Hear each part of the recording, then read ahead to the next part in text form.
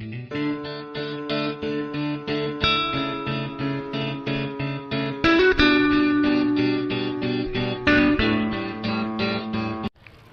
वालेकुम, welcome to Saqib physics academy. आज हम बात करेंगे इम्पोर्टेंट तरीन टॉपिक है क्लास 9 का law of conservation of momentum, जो कि अक्सर पेपर का हिस्सा बनता है। तो आज हम देखेंगे कि law of conservation of momentum है क्या। तो पहले हमने पढ़ा था मोमेंटम क्या होता है। तो हमने सिंपल सी बात की थी, the cross product of mass and velocity जो होता है ना, किसी जिस्म में मैस और उसकी वेलोसिटी की वजह से किसी मोशन की क्वांटिटी को हम किसका नाम देते हैं, मोमेंटम का। तो यहाँ पर बात करेंगे law of conservation of momentum. तो law of conservation of momentum की जो डेफिनेशन है वो है the total linear momentum of an isolated system remain है कांस्टेंट। यानी अगर हम इसकी डेफिनेशन की बात करें तो वो कहता है टोटल मोमेंटम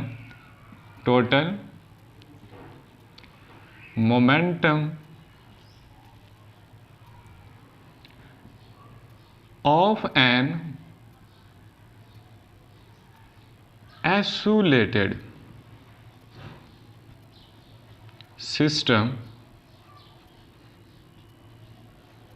remain constant। यानी आपस में टकराने वाले यानी total momentum of an isolated system क्या होगा, रिमेन है कांस्टेंट। या दो से ज़्यादा ऑब्जेक्ट जब आपस में कोलाइड करते हैं, आपस में टकराते हैं, तो उनका जो मोमेंटम टकराने से पहले होता है वही टकराने के बाद रहता है, लेकिन कुछ उनके आगे ट्रांसफ़र फर्स्ट में चला जाएगा और कुछ सेकंड में। तो यहाँ पर बात करेंगे आइसोलेटेड सिस्टम क्या होता है। तो आइसोलेटेड सिस्टम हम उस सिस्टम को कहते हैं जिसके ऊपर कोई बैरूनी फोर्स एक्सर्ट ना करें। यहाँ पर देखें, मैं एक बॉक्स बनाता हूँ। यहाँ पर ये देखें, आपके पास एक बॉक्स है छोटा सा, इसके अंदर गैस पार्टिकल मूव कर रहे हैं। तो देखिए, गैस पार्टिकल के ऊपर हम कोई बैरूनी फोर्स, एक्सटर्नल फोर्स नहीं लगा रहे, मीनिंग के दो system no which external force exert on it. यानी यहाँ पर हम क्या लिखेंगे, no external force exert on it, no external बैरूनी तरफ से उसके ऊपर कोई फोर्स ना लगे, no external force exert on it. यानी उसके ऊपर बैरूनी तौर पर, जैसे हम ट्रैक्टर वगैरह को धक्का लगाते हैं, मोटरसाइकिल वगैरह को पीछे से दबाव देते हैं, फोर्स करते हैं तो वो हरकत हो जाते हैं। तो यहाँ पर हमें बैरूनी फोर्स की कोई ज़रूरत नहीं पड़ेगी, सिर्फ हमें क्या चाहिए, अंदरूनी फोर्स होगी। उसे किसका नाम देते हैं, आइसोलेटेड सिस्टम का। अक्सर लोगों को पता नहीं चलता कि आम सिस्टम कौन सा होता है और आइसोलेटेड सिस्टम कौन सा होता है। तो यहाँ पर देखें, आइसोलेटेड सिस्टम वो होता है जिसके ऊपर बैरूनी तरफ से कोई फोर्स अमल नहीं करेगी। जैसे आप जानते हैं कि गैस का सिलेंडर होता है ना, उसके अंदर गैस पार्टिकल आज़ादाना घूम रहे होते हैं। तो वो पार्टिकल जो एक दूसरे के ऊपर फोर्स लगा रहे हैं वो तो है, लेकिन बैरूनी तरफ से कोई फोर्स ना लगेगी तो वो क्या कहलाएंगी, हमारे पास आइसोलेटेड सिस्टम कहलाएगा। तो आगे हम इसके आते हैं एक्सप्लेनेशन में, यानी प्रूव करते हैं कि इसमें हमने करना क्या है। यहाँ पर देखेंगे आप, एक्सप्लेनेशन में मैं दो बॉल्स बनाऊंगा। यानी ये आपके पास एक बॉल नंबर 1, आप इसे मैस m का नाम दे दें। दूसरी बॉल मैं कोई बनाता हूँ, यानी सेम साइज़ बना लें या थोड़ी सी बड़ी बना लें, इसमें कोई प्रॉब्लम नहीं होती। ये आपके पास सेकंड बॉल है। इस बॉल का जो मैस है वो हमारे पास m1 है और इसका जो मैस है वो m2 है। इसी तरह अगर ये बॉल इस तरफ मूव कर रही है, इस डायरेक्शन में मूव कर रहे हैं, तो इसकी वेलोसिटी को v1 का नाम दें और इसकी वेलोसिटी को हम किसका नाम दे दें, v2 का नाम दे दें। तो यहाँ पर देखिए, ये एक सिस्टम की बात कर रहे हैं जिसके ऊपर बैरूनी तौर पर कोई फोर्स एक्सर्ट नहीं कर रही। तो हम इसको कैसे लिखेंगे, consider are two balls of masses m1 and m2 moving with initial speed vi। The initial speed of mass m1 is vi and the initial speed of mass m2 is v2। तो हम इसका momentum कैसे लिखेंगे, तो यहाँ पर देखिए, initial momentum of mass m, initial momentum of initial momentum m1 का जो हमारे पास होगा वो क्या लिखेंगे, हमने अभी बात की मैस और वेलोसिटी का जो प्रोडक्ट होता है उसे किसका नाम देते हैं, मोमेंटम का। इसका मैस हमारे पास क्या है, m1, और इसकी वेलोसिटी क्या है, v1। तो ये हमारे पास इसका क्या हो गया, initial momentum of mass m1 हो गया। अगर हम initial momentum of mass m2 की बात करेंगे, यानी इनिशियल मोमेंटम, मैंने कैपिटल M लिखा, मोमेंटम ऑफ स्मॉल m, यानी m2 का जो इनिशियल मोमेंटम होगा वो हमारे पास m1 यानी m2 इंटू v2, ये हमारे पास इसका इनिशियल मोमेंटम आ गया। अगर हम बात करें total initial momentum before collision, अभी ये दोनों टकराई नहीं, अभी मूव कर रही है, तो इनका जो टोटल मोमेंटम होगा बिफोर कोलिजन, तो यहां पर देखें टोटल मोमेंटम,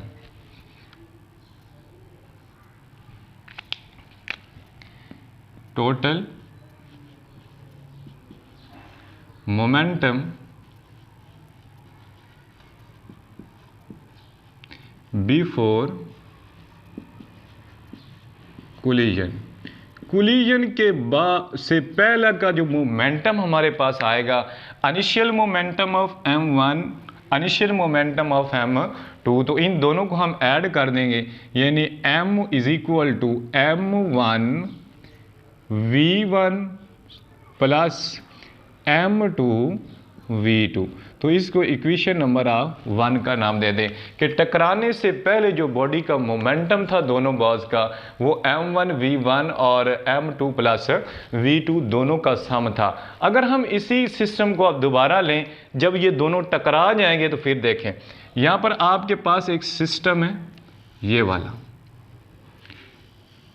ये इसके अंदर ये दोनों बॉल्स नंबर 1 और नंबर 2 दोनों आपस में टकरा जाती हैं, कोलाइड कर जाते हैं, यानी ये मैस m1 है और ये m2 है। इसकी वेलोसिटी जो थी v1 थी और इसकी हमारे पास v2 थी, लेकिन अब ये टकराई, ये इसके ऊपर इस डायरेक्शन में फोर्स लगाएगी और ये इसके ऊपर इस डायरेक्शन में फोर्स लगाएगी। तो यहाँ पर देखिए अब टकराई, उसके बाद क्या होगा, यहाँ आगे यही फिगर मैं बनाने लगा हूँ। यहाँ पर ये देखें आपके पास सिस्टम आ गया, इसके अंदर हमारे पास जब दोनों बॉल्स टकराएंगी तो ये बॉल पीछे की तरफ चली जाएगी और ये आगे की तरफ आ जाएगी। इसकी मैस m1 है, इसकी वेलोसिटी हमारे पास v1 डैश हो जाएगी, चेंज हो जाएगी, जिस वेलोसिटी से वो पहले मूव कर रहा था वो चेंज हो गई। उसके बाद हमारे पास है m2, इसकी जो वेलोसिटी होगी वो हमारे पास v2 डैश हो जाएगी। दोनों की वेलोसिटी, कुछ वेलोसिटी इसकी इसको ट्रांसफ़र हो गई होगी और कुछ इसका इधर ट्रांसफ़र, यानी अब दोनों के अंदर चेंजिंग आई है। तो हम देखेंगे कि जो initial final momentum of mass m1 था वो क्या था, फाइनल मोमेंटम ऑफ m1। तो m1 का फाइनल मोमेंटम क्या है, यहाँ पर देखिए जो हमारे पास वेलोसिटी आई है वो हमारे पास है m1 v1 dash, m1 v1 dash, इसका हम फाइनल मोमेंटम किसका लिखा, m1 का। इसी तरह हम अब लिखेंगे m2 का, क्या, final momentum of, final momentum of m2। अब m2 का फाइनल मोमेंटम क्या होगा, यहाँ पर देखिए m2 वेलोसिटी से प्रोडक्ट के मल्टीप्लाई किया तो हमारे पास बन गया m2 v2 डैश। तो ये हमारे पास m1 का फाइनल मोमेंटम और ये m2 का। अगर हम इसको इक्वेशन नंबर 1, 2 या 3, 4 का नाम दें या 5 का, इन दोनों को ऐड करें, फर्ज किया, ये इक्वेशन नंबर 5 आप कर लें, ये आप इसको इक्वेशन नंबर 6 कर लें, तो ये आपके पास इक्वेशन नंबर 4 कर लें, जैसे आप मर्जी नाम दे दें। इन दोनों को जब ऐड किया, या हम कहेंगे total momentum of system before collision, पहले हमने लिखा था, अब हम आफ्टर कोलिजन करेंगे। तो यहां पर देखें total momentum after collision, collision के बाद सिस्टम का जो मोमेंटम होगा वो क्या होगा, यहां पर देखें। तो यहां पर हम इन दोनों को ऐड किया तो m1 v1 dash plus m2 v2 dash, इसको इक्वेशन नंबर आप 7 का नाम ले दें। अगर हम 7 और 4 दोनों का कंपैरिजन करें तो यहां पर देखें जो टोटल मोमेंटम होता है हमारे पास, total momentum before collision is equal to total momentum after collision, collision के बाद सिस्टम का मोमेंटम क्या होगा। तो यहां पर देखिए टोटल मोमेंटम बिफोर कोलिजन जो हमने निकाला वो क्या निकला, तो यहां पर हम लिख देते हैं m1 v1 जमा m2 v2 is equal to m1 v1 dash plus m2 v2 dash. तो ये हमारे पास क्या है, फाइनल मोमेंटम।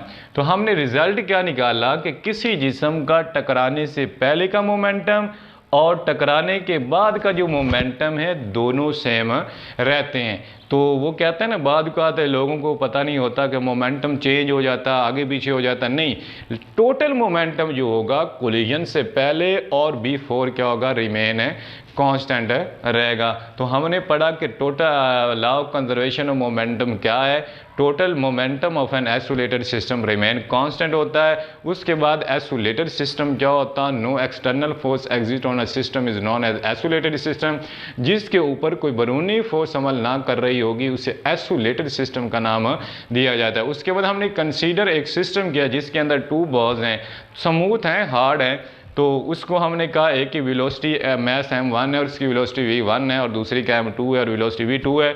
तो उनका इनिशियल मोमेंटम दोनों का लिया, दोनों को ऐड किए तो हमारे पास टोटल इनिशियल मोमेंटम सिस्टम का आ गया m1 v1 जमा m2 v2। उसके बाद हमने कहा कि जब दोनों बॉल्स आपस में कोलाइड करती हैं तो क्या होता है, ये आपस में कोलाइड करने के बाद ये आपस में सेपरेट हो गई। उसके बाद फाइनल मोमेंटम ऑफ m1 हमारे पास m1 v1 डैश है और final momentum of m2 is equal to m2 v2 dash है। उसके बाद टोटल मोमेंटम यानी आफ्टर या टोटल आफ्टर कोलिजन मोमेंटम क्या होगा, वो हमारे पास ये है, टोटल मोमेंटम बिफोर कोलिजन और टोटल मोमेंटम आफ्टर कोलिजन। तो हम दोनों का लिखा m1 v1 जमा m2 v2 is equal to m1 v1 जमा m2 v2 है। तो ये आज हमारे पास टॉपिक था। अगर आपको समझ लगी हो तो आप हमारे चैनल को सब्सक्राइब करें ताकि हर आने वाली वीडियो का आपको नोटिफिकेशन मिल सके, और आप हमारे चैनल को सब्सक्राइब करें और एक बेल आइकन और लाइक वाले बटन को भी दबा दें।